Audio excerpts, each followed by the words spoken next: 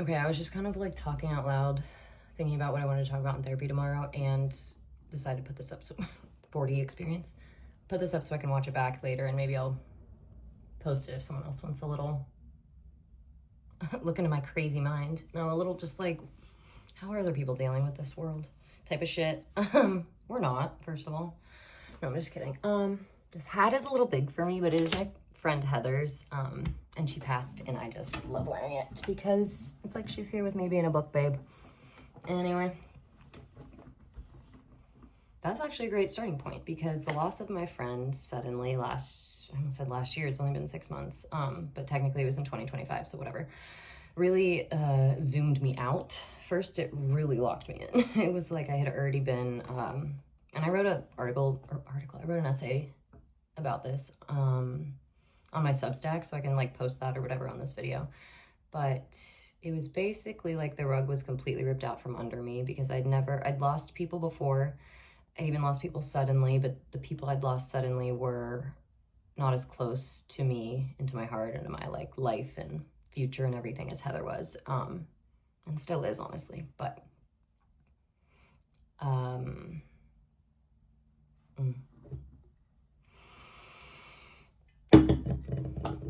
I had been kind of getting back on my feet from a breakup with my partner. Oh, I'm not doing this. Okay. I broke up with my partner of 6.5 years, and it was a very difficult decision. It was truly what was best for both of us.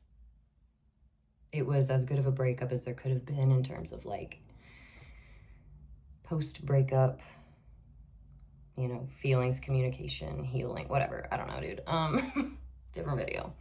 But I was feeling like I was kind of getting back on my feet from that because that knocked me far down. It was like, yes, I chose myself. I chose to do what I did, basically like obliterate my whole world. But of course you can never know what that's going to feel like. And as much as you know it's necessary, it's still like the worst, and it's tough. So I was getting back on my feet from that. I felt like I had almost stood up, you know, like knees were still bent, feeling kind of like, oh my God, dude. Like I literally kept thinking of being like thrown against a fucking brick wall. Like that's kind of what it felt like. It felt like, because there was also so many other things going on. First of all, in the world, like obviously I should have addressed that first, like in our greater world in terms of our insane imperialistic, colonistic America, whatever the fuck simulation is happening with our presidents and all that shit. The files, like everything has just continuously been cracking open whatever veneer of, I don't even know what word it is because it's not like, I guess like veneer of like order maybe, or like veneer of answers. That's what it feels like ultimately, is that like, and now I know that I'm tangenting, but like who fucking cares, dude? We're just rocking it. I'm gonna zoom back to the conscious unconscious part after I tell you that, get to my feet, feeling like I was beat against the wall. I'm like, I could do this, and then boom, I get a call. My friend Heather has died in a head-on collision on her way to her high school reunion. And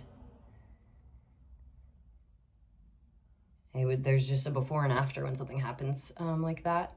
And so I felt, obviously, I was no longer standing. This is actually the analogy that I remember feeling. And like, it's a very obvious metaphor, but it feels like it makes sense. So I'm really like exposing myself here, dudes, but it just feels like it's fine. It's just like gonna find the people that get it. And I feel like my fear of like talking about this like real shit is that like I'm giving too much of myself to, or I'm like opening myself to attack or something. I don't really know what it is. We're gonna explore that later. Not attack. I don't know. It's just like whatever. It's the fucking void of the internet. So I just am gonna right now manifest that this video, if I post it, only ever finds the people that are gonna like resonate with it, that are gonna get it, and that aren't gonna be like, whatever. We're not gonna think of the other types of people. We want it to repel them. We want them to not even click on this. We're gonna give it a title that's something like that they would not click on. But anyways, I'm getting lost in the future. We're gonna bring it back to now. I'm gonna take a sip of water. So my friend died. And genuinely, that's how, like, that's me and all my friends that were friends with Heather are, we don't know how to be. Like, how do you be in this situation? Like, she was here and then she's not. And so we all just keep kind of like trying to continue our lives, but also we're like, randomly we'll just be like, Heather, why the fuck did you fucking die, dude? Like, it's just that still, because it's only been like 6 months. But anyway, yeah. The metaphor is that for a lot of my life, I was aware of a feeling or a part of me that was, I'm just going to talk simplistically about it. I feel like I don't want to try to get overly poetic. Like, there's a part of me that was sad, very sad. And there's a lot of reasons for that sadness, but I didn't allow myself to look at it or address it because I was surrounded by people and kind of raised in a way that made me feel like it was possible to compartmentalize those kind of things genuinely, and that there would eventually maybe come a time where I would choose to open the box and take it out and heal it and cool, on to the next. You know, like that was my kind of subconscious thoughts, I guess. But either way, when the breakup and then Heather, all of that happened, I obviously was forced to address the sadness within me. It was already completely overflowing because of Palestine and Gaza and all that had been unveiled to me in terms of the way that the world had been working and the way that I'd been benefiting from it without seeing it or knowing it. There's just a lot of complicated feelings mixed in with that. And so I was approaching a lot of interactions and just existing and moving through the world with a initial feeling of just honestly it wasn't self-hatred, it was more existential guilt. And I was frozen in helplessness because of it, and that then made me feel like obviously part of the problem. I didn't do nothing, but I felt the whole time as though I should have been doing so much more and that I was capable of doing so much more. But again, I feel like I'm kind of like putting pins in future musings or whatever. But to bring it back to this, it was overflowingly and debilitatingly sad. That's such a small word, but like I said, I just got to keep it to the point because as you can see, I'm already pinging around. Just deep sadness, yeah. And it was there, but I didn't address it. And when I say like when I was a kid, it was like, I'm not even lying. It feels like when I was about like, as soon as I kind of became aware. I wish I was kidding, but like 4, 5, 6, I feel like I can remember as far back as that, as just, again, like I wasn't drenched in sadness. Like when I look back at my childhood, I don't feel that I was like a sad kid, but there was an awareness. There was awareness without acknowledgement. I didn't have the tools at the time. So then fast forward to this, my whole world obliterated for many reasons. Outer world, inner world, a lot of stuff just annihilated. Oof. That word is crazy, but it's so accurate. Okay, so we were rebuilding, and because of that experience, oh no, sorry. I always bring it back, don't worry. The well of sadness is how I had been thinking about it. So once I became aware that once I acknowledged the sadness, we'll say that. I was always aware of the sadness. When I decided to acknowledge it, it appeared to me as a well. And I was terrified to enter the well because I didn't know where the bottom of the well was. And I was very scared there was no bottom of the well. And that if I entered the well of sadness, I would never exit the well of sadness. And I would just have to keep living day to day to day with like this, just in this well. Like, so I think a lot of people feel that way. And I like to think of myself as like brave and courageous and but like, damn dog, like that's a realization. And then, yeah, you're basically forced into the well is what happens. Like life just fucking throws you down into the well. And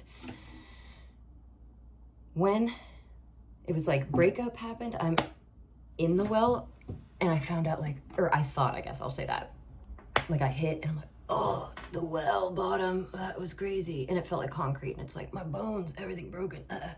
And then Heather, I lost Heather. And guess what happened? The concrete bottom fell out from under me entirely and I just plummeted and I landed in a giant body of water. endless in all directions.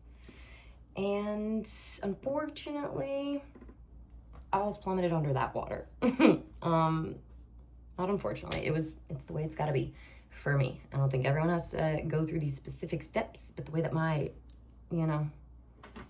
path is leading me this way, and I'm following her, I'm creating her. So yeah, I'm like in the bottom of the ocean. Wait, dude, fucking Vine. So what is it? So I'm on the toilet, barbecue sauce on my titties. If you know, then you know. Drop a like in the drop a comment in the comment section. If that's you, I hope you're watching this. The person that's in that video, let me know. So reining it back in after I drink some water. Another hot tip. I know very few of us ever say, I've drank enough water today. Much more of us say, haven't had a sip.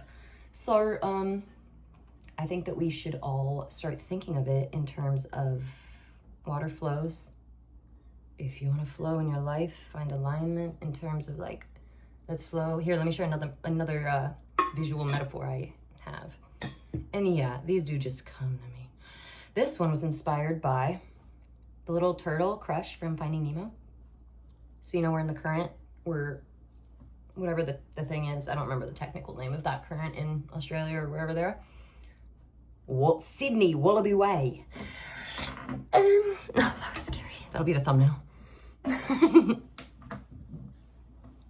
So yeah, the concept is that like that flow is what it is to be alive, because as we hopefully all know, I also feel myself like hedging when I'm talking, because I feel like I'm talking to people and I know that I'm not, so I just gotta chill, like just talk, babes. This is gonna be quite a funny one to look back on when I'm like much more freed of my egoic fear and limitations.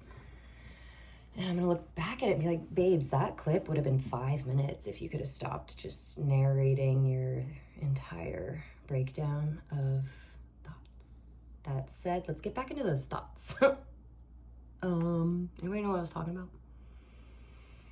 Flow. Drink water, you flow with life.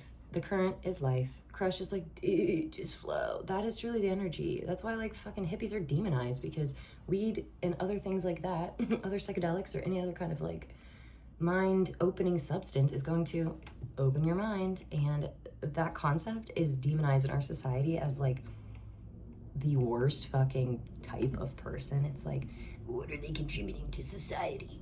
What, I don't know, like, are they voting? Like, and that like is, I don't know, we can't get into that. But guess what, dogs? That's how it's supposed to be. Like, we're supposed to just like live life, feel free, experience the wind on our skin, feel the sun warming our bones, like, and instead we're supposed to be out here clocking and driving our cars, working for the man, paying our taxes, where they go to fucking bomb other people in different countries that we don't want to fucking bomb, but we have no ability to say, or we have the ability to say it, but no one's fucking listening to us to say, hey, we don't want that to happen in our names. Like,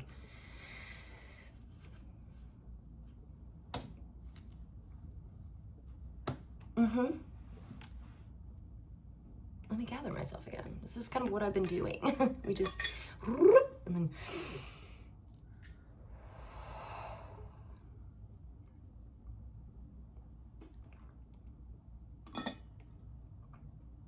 so I'm in the bottom of the ocean, right?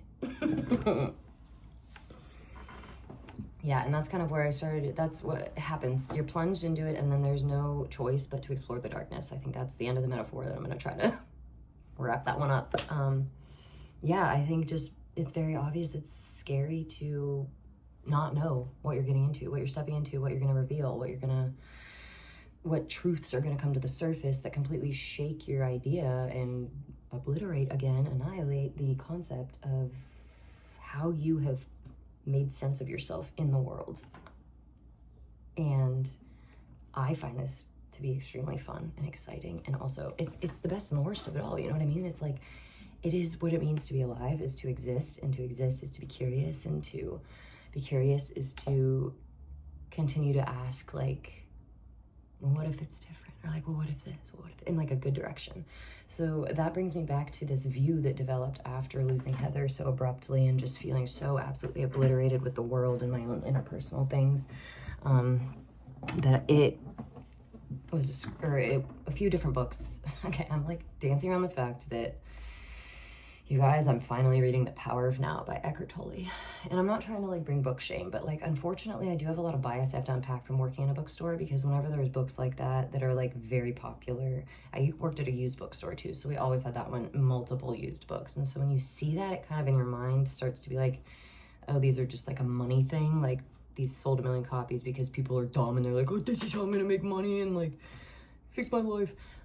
But if you're actually going through or have gone through awakenings and you're reading this book, it lands in a completely different way. Because I did try to read this book a few years ago, and I was understanding the words at maybe a middle level, but it wasn't feeling like it was causing me to want to stop and pause and take it in a way that I wanted it to. Like, I was kind of ripping through it, and I was like, this doesn't, like, I'm reading it, I'm comprehending it, but it's not permeating.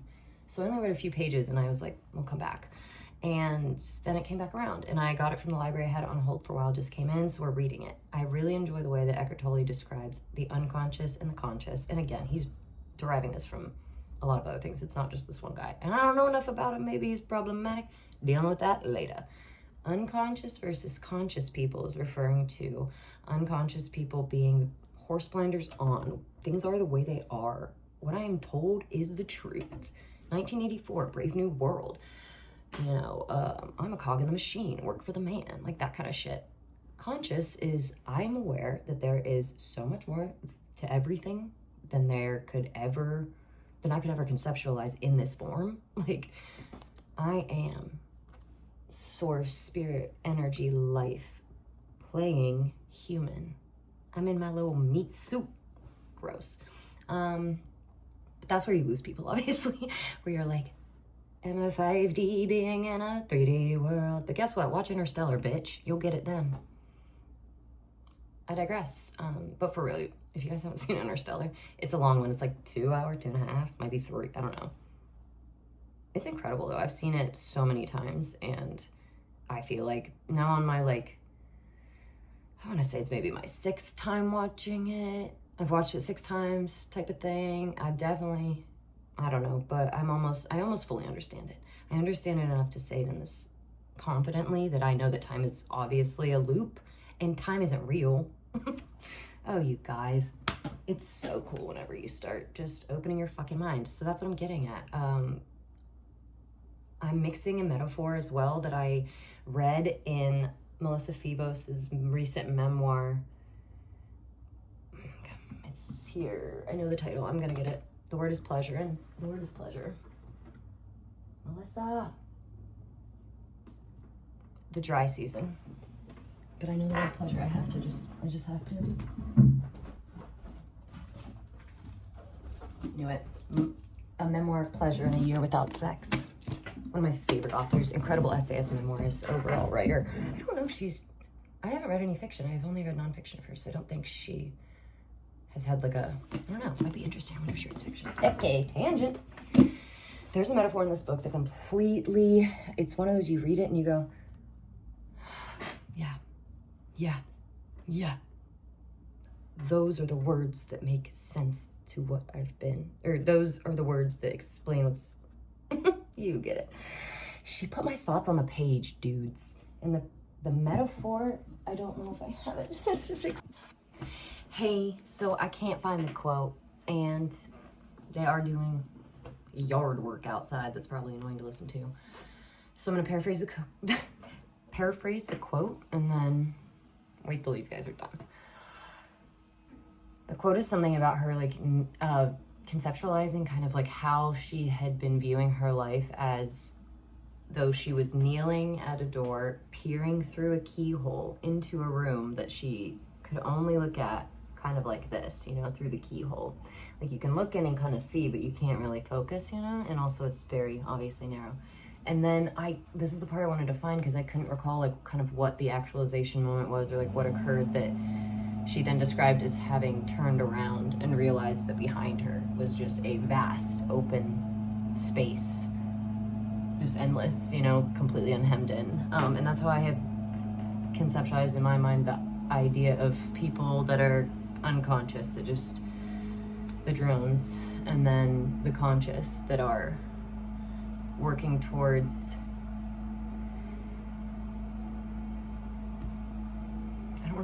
creating a world that we all deserve to live in, that we all deserve to experience. Life shouldn't just be suffering and pain and all the bad shit, you know?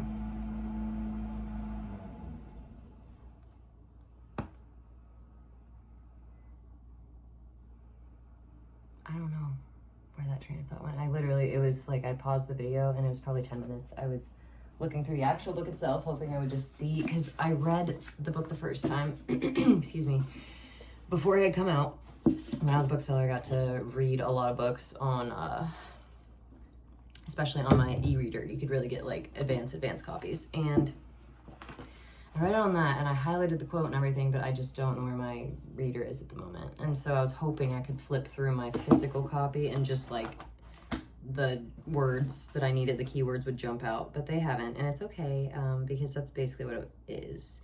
And whenever I do find it, I'll get back and I'll read the exact quote, because it's absolutely worth me finding and reading. So that is all to say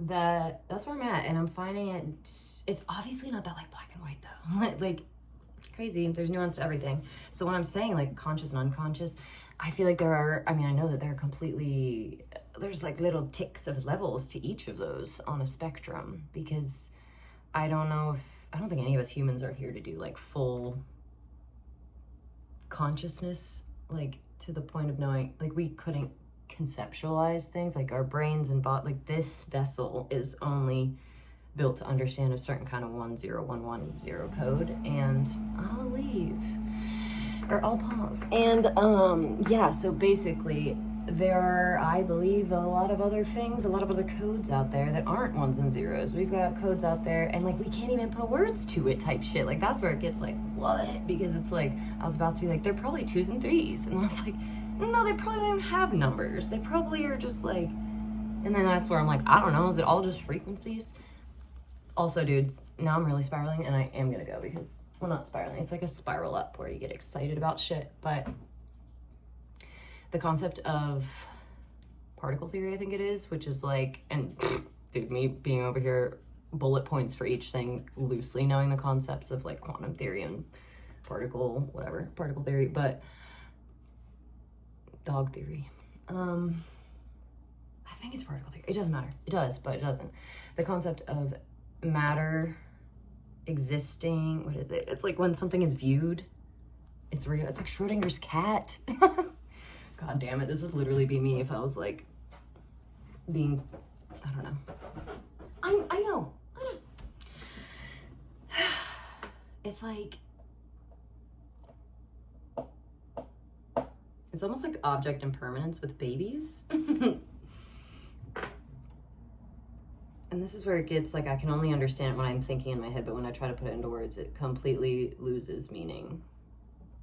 And it comes out as just the outline, because I'm aware that I'm trying to make it make sense to whoever is hearing me talk about it. And so I'm trying to like get ahead of what their questions would be or whatever. I don't know. I do that a lot. I think it's part of anxiety, is projecting yourself ahead of the situation to try to come up with all the ways that you can, ma'am, what do you need? Do you want to go on a walk? No, we did that like, yeah, it's only been 2 hours. You just want to play? You already had a TREAT. Are you bullying me for another one? Could you please tell me? Like, use your words, babe.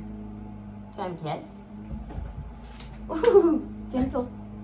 Okay, that was a claw to the face, but I asked for that. One more? You can get, oh, you're such a good girl. Now you're getting, she's doing her husky thing. I love that you can just see her head right now. Where all my other husky owners at. She's a husky mix, but she definitely has the like husky head shake. Husky head shake whenever she's getting pissed off at me. Are you pissed off, babe? Are you getting mad? I just like, do you want to play with your toys? Do you want to cuddle? Do you want another kiss? Thank you. Can I have a kiss? I sound like a freak, just being like, kiss me, Poppy, kiss me, kiss me. But like, it's so cute. Damn. I don't know, I'm saying come here like she's gonna jump up into my lap. That would be honestly not ideal. Can you put your paws up here again? Put your paws up here. Me asking her to do tricks she's never done. Heel, Cinnamon. The eye contact is crazy, baby girl. Crazy. Okay, I'm gonna go figure out what she wants. It's probably a cuddle on the bed. Love that bitch. Yeah, I'll come gab with you later, dudes. Peace out.